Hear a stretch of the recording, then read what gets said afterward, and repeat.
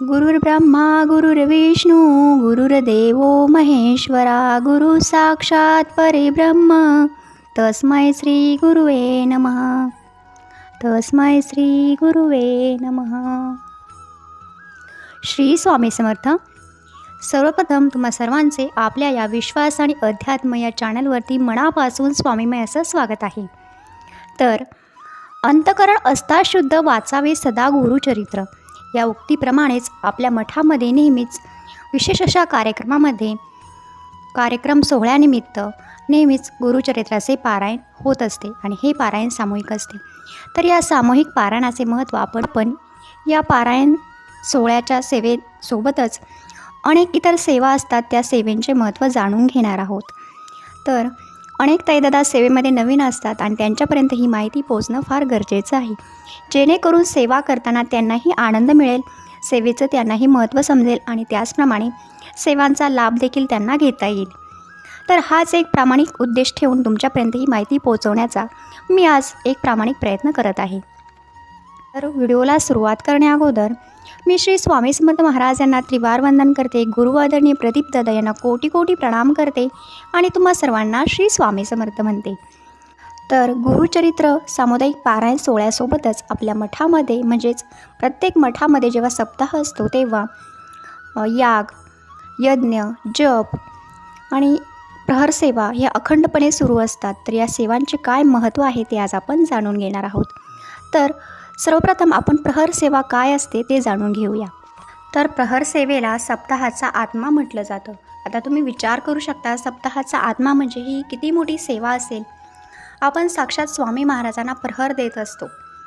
तर दरबारामध्ये 2 सेवेकरी वीणावादन करतात, 2 सेवेकरी जपमाळ करतात आणि 2 सेवेकरी स्वामी चरित्र सारामृतचं पठण करत असतात.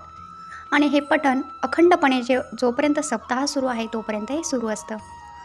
तर 2 नसले तर 1 सेवेकरी वीणावादन, 1 सेवेकरी जपमाळ आणि 1 सेवेकरी श्री स्वामी चरित्र सारामृतचं पठण करतो आणि हे अखंडपणे सुरू असतं. यामध्ये कुठल्याही प्रकारचा खंड 7 दिवसामध्ये पडत नाही. तर प्रहर म्हणजे काय, जसे की पूर्वीच्या काळात राजांना 2 सेवेकरी असायचे की जे नेहमी प्रहर देत राहायचे, म्हणजे पहारेकरी म्हणायचो आपण त्यांना. तर त्याचप्रमाणे आपण साक्षात भगवंताला, आपल्या ब्रह्मांड नायकाला प्रहर सेवा देत असतो आणि याचं पुण्य, याचा फायदा एवढा आहे की आपण जर गुरुचरित्र पारायण करतो त्यापेक्षाही या प्रहर सेवेचं अत्यंत अनन्यसाधारण असं महत्त्व आहे. तर सर्वप्रथम आपण जाणून घेऊया की वीणा वाद्यच का वाजवायचे, दुसरे वाद्य का नाही. तर वीणा वाद्य हे असे वाद्य आहे की ज्यामध्ये प्रचंड असं सामर्थ्य आहे. भगवान नारद मुनींनासुद्धा हे वाद्य वाजवण्याचे अखंड सौभाग्य प्राप्त झाले होते आणि त्यामुळेच त्यांना 3ही लोकात प्रवेश होता आणि तो देखील मोफत होता. तर आणि वीणा वादनामुळेच देवश्री नारद यांना विविध अशा पदव्या मिळाल्या आहेत. तर या वीणा वादनामध्ये प्रचंड असं सामर्थ्य आहे, ज्यामध्ये जी स्पंदने लय निर्माण होतात ती भगवंतापर्यंत लवकर पोहोचत असतात आणि म्हणूनच या वाद्याद्वारे ही सेवा, प्रहर सेवा स्वामींना आपण देत असतो. आता त्याचप्रमाणे जपमाळ, तुम्हा सर्वांना माहीतच आहे की नामस्मरणाचे किती अनन्यसाधारण असे महत्त्व आपल्या सेवांमध्ये आहे. तर श्री स्वामी समर्थ हा षडाक्षरी मंत्र आहे आणि हा मंत्र अतिशय प्रभावी आहे. तर या मंत्राने आपण स्वामींपर्यंत सतत नामस्मरणाने आपण त्यांच्यापर्यंत पोहोचत असतो. आपली सेवा ही त्यांच्यापर्यंत पोहोचत असते. म्हणून अखंड नाम जप हा एक प्रहर सेवेचा एक भाग आहे. त्याचप्रमाणे श्री स्वामी चरित्र सारामृतचेच पारायण का करायचे किंवा याचेच पठण सतत का करायचे, प्रहर सेवा करत असताना देखील ही सेवाच, ह्याच ग्रंथाची सेवा का करायची. तर स्वामी चरित्र सारामृतचे महत्त्व तुम्हाला माहीतच आहे. स्वामी चरित्र सारामृत हे स्वामींचं पूर्ण चरित्र आहे, ज्यामध्ये स्वामींच्या खूप अशा लीला, स्वामी भक्तांचे अनुभव, अगदी सत्य घटना यामध्ये नमूद केले आहे, ज्याच्या पठणाने, ज्याच्या चिंतनाने आपल्या जीवनातील देखील अनेक व्याधी दूर होण्यास मदत होत असते आणि स्वामींच्या सानिध्यात असल्याचा आपल्याला भास होत असतो. म्हणूनच स्वामी चरित्र सारामृत, वीणावादन आणि अखंड नाम जप श्री स्वामी समर्थ या मंत्राचा, षडाक्षरी मंत्राचा जप प्रहर सेवेमध्ये केला जातो. तर प्रहर सेवेला अनन्यसाधारण असे महत्त्व आहे. म्हणूनच सप्ताहामध्ये या प्रहर सेवेला महत्त्व दिले जाते आणि प्रहर सेवेने खूप सुंदर असे अनुभव अनेक भक्तांना येतात. तर प्रहर सेवेमध्ये स्वामी महाराज भक्तांना दर्शन देखील देत असतात. तर याचे अनेक अनुभव तुम्ही ऐकलेच असतील की प्रहर सेवेमध्ये प्रहर सेवा जेव्हा सुरू असते रात्रीची, तेव्हा स्वामी फोटोमध्ये दिसत नाही किंवा स्वामी फोटोतून गायब झालेले असतात. असे अनेक अनुभव तुम्ही आतापर्यंत ऐकले असतील. तर प्रहर सेवा ही स्वामींपर्यंत पोहोचण्याचा आणि स्वामींची कृपा प्राप्त करून घेण्याचा अतिशय सुंदर असा मार्ग आहे. म्हणून सप्ताह काळामध्ये प्रहर सेवेला अनन्यसाधारण असे महत्त्व आहे. तर याचं एक उत्तम उदाहरण सांगायचं झालं तर जेव्हा ज्ञानोबांनी रेड्याच्या तोंडून वेद वदविले होते, तेव्हा त्या रेड्याची समाधी इथे आळे कुठेतरी गाव आहे, तर त्या गावाच्या तिथे रेड्याची समाधी आहे. तर तिथे रात्रंदिवस वीणावादनाचं सेवा आजही दिली जाते, अखंडपणे दिली जाते. आणि जे ही सेवा देतात त्यांना साक्षात ज्ञानोबा रायांचे दर्शन झालेले आहे आणि त्यांच्या भावंडाचे देखील दर्शन झालेले आहे. तर तुम्ही यावरून समजून घेऊ शकता की आपण भगवंतापर्यंत किंवा स्वामींपर्यंत पोहोचण्यासाठी ही सेवा किती महत्त्वाची असेल. तर तुम्ही सर्वांनी देखील सप्ताह काळामध्ये या सेवेचा लाभ घ्यायचा आहे. आपल्या मठामध्ये देखील प्रहर सेवा ही सुरू असते, तर याचा देखील तुम्ही लाभ घ्यायचा आहे आणि स्वामी माऊलीची कृपा प्राप्त करून घ्यायची आहे. तर याचसोबत आपण आता दुसऱ्या सेवेचा महत्त्व जाणून घेऊया. नंतर आपण याग या सेवेचं महत्त्व जाणून घेऊया की सप्ताह काळामध्ये अनेक याग आपल्या मठामध्ये संपन्न होतात. तर या यागांचे काय महत्त्व आहे किंवा याग काय असतात हे आपण आता जाणून घेऊया. तर आता आपण याग म्हणजे काय हे आता जाणून घेऊया. आपल्या शास्त्रामध्ये अग्नीला अनन्यसाधारण असे महत्त्व सांगितले जाते. पंचमहातत्वांपैकी हे एक तत्त्व आहे ज्याला खूप असे महत्त्व आपल्या अनेक शुभ कार्यांमध्ये दिले जाते. आपण कोणतेही शुभ कार्य करत असतो तेव्हा अग्नीला महत्त्व असते. आपण सेवा करताना दीप प्रज्वलित करतो, त्याचप्रमाणे कोणतंही असं शुभ कार्य असतं तेव्हा आपण दीप प्रज्वलित करत असतो. आणि मोठा एखादा समारंभ असला तर आपण यज्ञ हवन करत असतो. तर त्यामध्ये अग्नीला अनन्यसाधारण असे महत्त्व असते. तर जेव्हा देवी देवतांना आपण भोग चढवत असतो किंवा अगदी सोप्या भाषेत सांगायचं झालं तर आपण देवी देवतांना जेव्हा घास भरत असतो, जेवण देत असतो, तेव्हा ते अग्नीद्वारे दिलं जातं. तर यागामध्ये अग्नीद्वारे देवी देवतांना आहुती दिली जाते. ती विविध पदार्थांची असते, जसे की तूप, विविध प्रकारचे धान्य असतील, अशा प्रकारच्या वस्तूंनी देवांना आहुती दिली जाते आणि त्यालाच याग असे म्हणतात. तर या यागाचे विशेष असे महत्त्व सप्ताहामध्ये असते. तर म्हणूनच आपल्याला याग संपन्न केल्यानंतर आपल्याला अनेक अनुभव देखील येतात. तर आपण आता सप्ताहातील होणाऱ्या यागांचे महत्त्व जाणून घेऊया. तर सप्ताह काळामध्ये यागाचे विशेष असे महत्त्व आहे. तर सर्वप्रथम जो याग होतो तो गणेश याग असतो. आपणा सर्वांना माहीतच आहे की आपण कोणत्याही शुभ कार्याची सुरुवात करणार असतो, कोणतीही सेवा सुरू करणार असतो, तेव्हा गणेश भगवानांना वंदन करतो किंवा गणेश भगवानांची सेवा करतो आणि त्याचनंतर आपण सेवा सुरू करतो. तर कोणत्याही कार्याचा श्री गणेशा करण्यासाठी आपण जसं गणेश भगवानांना आवाहन करतो, त्याचप्रमाणे सप्ताह काळामध्ये देखील सर्वप्रथम जो याग संपन्न होतो तो गणेश याग असतो. तर या यागाने काय होतं, तर या यागाने गणेश यागाने बुद्धी विद्या प्राप्ती होते, संकट निवारण होते. अर्थातच संकट निवारण आपले गणेश भगवान करत असतात. तर संकट निवारण होते. कोणत्याही कार्याचं प्रमोशन किंवा आपण नोकरीत प्रमोशन हवं असेल, कोणतंही शुभ कार्य असेल ज्यामध्ये आपल्याला यश हवं असेल, त्यासाठी गणेश यागमध्ये आपण सामील झालं पाहिजे. तर याने आपले अनेक असे चांगले कार्य संपन्न होतात.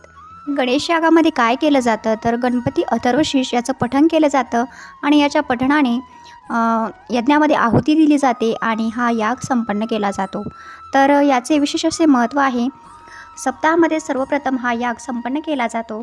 जे की कोणतेही कार्य संपन्न करण्यासाठी आपण गणेश भगवानाची आराधना करतो, त्याचप्रमाणे सप्ताह काळामध्ये देखील गणेश याग सर्वप्रथम संपन्न होतो.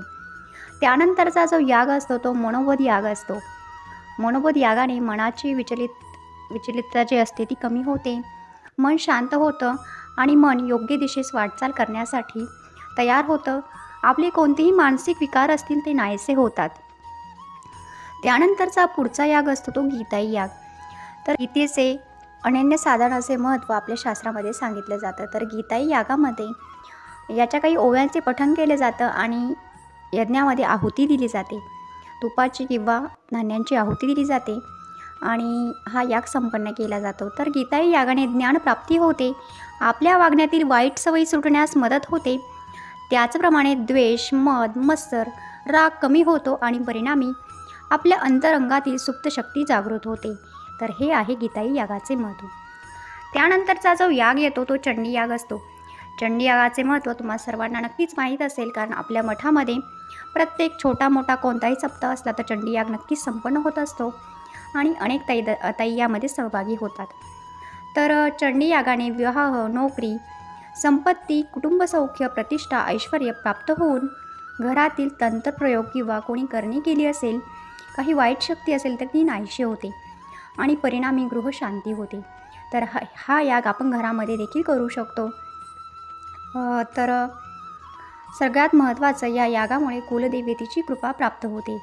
तर या यागामध्ये काय केलं जातं, तर श्री दुर्गा सप्तशती हा जो ग्रंथ आहे त्या ग्रंथाचं पठण करून म्हणजे त्या प्रत्येक ओवीला स्वाहा म्हणून स्वाहाकार केला जातो आणि तूप किंवा तांदूळ, गहू असे जे हरितद्रव्य असतील त्याची आहुती यज्ञामध्ये दिली जाते. तर अशा प्रकारे चंडी याग संपन्न होतो आणि याचे विशेष असे महत्त्व आपल्या सप्ताह काळामध्ये देखील आहे. तर चंडी यागाने हे फायदे काय होतात ते तुम्हाला मी आता सांगितलेच. त्यानंतरचा जो याग येतो तो स्वामी याग असतो. स्वामी यागामध्ये श्री स्वामी समर्थ सारामृतच्या जो ग्रंथ आहे त्याचं पठण केलं जातं. यामध्ये प्रत्येक ओवीला, जसं की आपण दुर्गा सप्तशतीच्या प्रत्येक ओवीला स्वाहा म्हणून स्वाहाकार करतो, त्याचप्रमाणे स्वामी चरित्र सारामृतच्या प्रत्येक अध्यायातील प्रत्येक ओवीला स्वाहा म्हणून स्वाहाकार करून आपण हा याग संपन्न करत असतो. तर स्वामी यागाने श्री स्वामी समर्थ महाराजांची कृपा लाभते. ईश्वर कोपला तर गुरु आपल्याला त्यापासून वाचवू शकतो, पण गुरु जर कोपला तर ईश्वर पण आपल्याला त्यापासून वाचवू शकत नाही. म्हणून आपल्या गुरूंचा याग म्हणजे स्वामी याग. तर या गुरुचरित्र ग्रंथातील वाचनाप्रमाणेच या सेवांचे देखील खूप असे महत्त्व आहे. तर पुढील 6 महिने आपल्याला कुठलेही टेन्शन राहत नाही, आपलं संरक्षण प्राप्त होतं. एखाद्याचा अकाली मृत्यू असेल तो देखील स्वामी यागामुळे टळू शकतो. तर यानंतर जो येतो तो रुद्रयाग असतो. रुद्रयागाने आरोग्य प्राप्ती होते, दीर्घ आजारापासून मुक्ती होते, स्थिर लक्ष्मी प्राप्ती होते. त्याचप्रमाणे अचानक येणाऱ्या संकटापासून स्वतःचं रक्षण होतं. पितृबाधा असेल त्याचंही निवारण होतं, शापमुक्ती होते आणि कुलदेवताची कृपा प्राप्त होते. तर यानंतरचा जो याग असतो तो मल्हारी याग असतो आणि या मल्हारी यागामध्ये मल्हारी सप्तशती या ग्रंथाचे पठण केले जाते. प्रत्येक ओवीला स्वाहाकार करून हा यज्ञ संपन्न केला जातो आणि अशा प्रकारे सर्व यज्ञ हे संपन्न होतात. तर मल्हारी यागामुळे विवाह, तुमच्या ज्या काही अडचणी असतील त्या देखील दूर होण्यास मदत होते. तर अशा प्रकारे या विविध यागांना आपल्या सप्ताहामध्ये महत्त्व आहे आणि या सेवेमध्ये सर्वांनी सहभागी व्हायचं आहे. तुमचे प्रश्न नक्कीच मार्गी लागतील. त्यासाठीच आपल्याला प्रदीपदादा नेहमी सप्ताहामध्ये येण्यासाठी आग्रह करत असतात. जसे की सामूहिक पारायणाचे महत्त्व आहे त्याचप्रमाणे या बाकीच्या सेवांचे देखील तेवढेच महत्त्व आहे. म्हणूनच यातून अनेक जणांचे प्रश्न सुटण्यास मदत होते.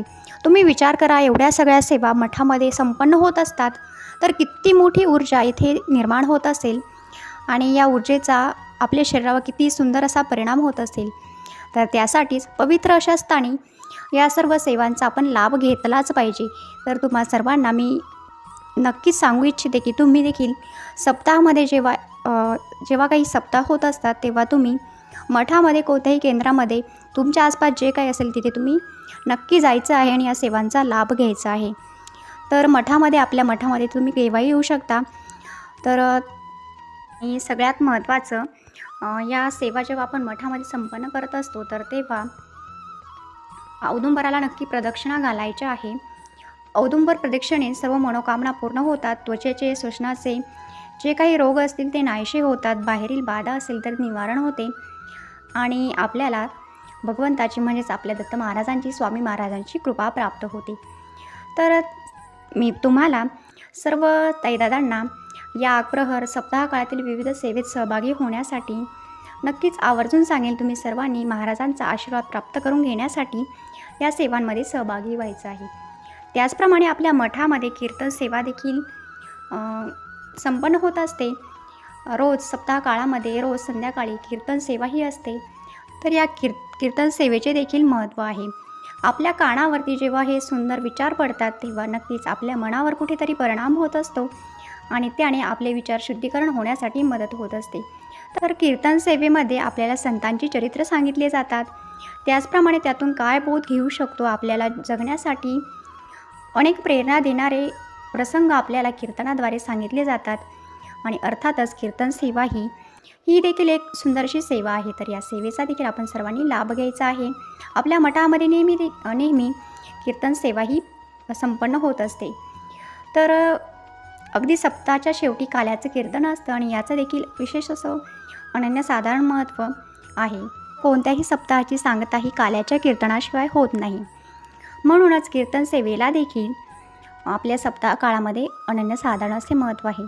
तर अशा प्रकारे मी तुम्हाला आज प्रहर सेवा काय असते, याग काय असतात, त्याचप्रमाणे कीर्तन सेवा अशा विविध सेवांचा सप्ताहामध्ये होणाऱ्या सेवांचं महत्त्व मी तुम्हाला सांगण्याचा प्रयत्न केला आहे. तर तुम्हाला हा व्हिडिओ कसा वाटला ते तुम्ही मला नक्की सांगा आणि तुम्ही देखील सप्ताह काळामध्ये या सेवांचा लाभ घ्या. तुम्हाला देखील सुंदर अशी अनुभूती येईल. तुमच्या जीवनामध्ये नक्कीच सुंदर असे परिणाम होतील. तर आता जास्त वेळ न घेता मी आजचा व्हिडिओ इथेच संपवते. पुन्हा आपण भेटूयाच गोड आणि सुंदर अशा अनुभवासोबत किंवा छान अशा माहितीसोबत. तोपर्यंत काळजी घ्या, आनंदात राहा, सेवा करा आणि सेवेकरी घडवा. तर स्वामी मार्गाचा देखील प्रचार प्रसार करा. तर स्वामी सेवेमध्ये विविध अशा गोष्टी आहेत ज्या आपल्याला जीवनाचे सोनं करण्यासाठी नक्कीच मदत करतात. प्रत्येक प्रसंगी होणाऱ्या सेवा ह्या आपल्या आयुष्यात काही ना काही घडवून आणतात. चांगल्या गोष्टी नक्कीच घडतात. म्हणून तुम्ही या मार्गावरती या अनेक भक्तांना या मार्गावरती आणण्याचा प्रयत्न करा आणि त्याच्या जीवनात देखील आपल्यामुळे थोडाफार आनंद मिळेल असंच कार्य करा. तर आजचा व्हिडिओ मी इथेच संपवते. काळजी घ्या, आनंदात राहा. श्री स्वामी समर्थ, श्री स्वामी समर्थ, श्री स्वामी समर्थ.